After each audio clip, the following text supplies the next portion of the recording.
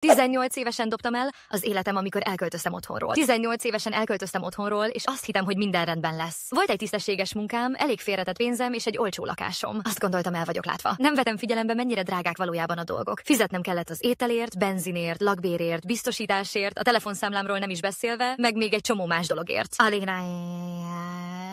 Alig bírtam kijönni a pénzből. Túlóráznom kellett, hogy egyáltalán mindenre elég legyen a fizetésem. Folyamatosan stresszes és fáradt voltam. Sem időm nem maradt magamra és a barátaimra, mindig vagy dolgoztam, vagy aludtam. Teljesen ki voltam készülve. Nem is gondoltam, mennyire rá voltam utalva a szüleimre. Fogalmam sem volt, hogyan kell főzni, takarítani vagy mosni. Ezeket mind meg kellett tanulnom egyedül. Nem is sejtettem, milyen magányos lesz. Nem volt kivel beszélgetni vagy együtt eltölteni az időt. Folyton csak egyedül voltam a lakásban. Nem hittem volna, hogy ennyire fog hiányozni a családom. Hiányzott a közös vacsora velük, és hogy elmeséljük egymásnak a napunkat. Hiányzott, hogy legyen valaki, akihez hazamehetek. Bárcsak még néhány évig otthon maradtam volna, és több pénzt tudtam volna félretenni. Bárcsak több időt töltöttem volna a családommal és barátaimmal. Bárcsak jobban megbecsültem volna, amin volt.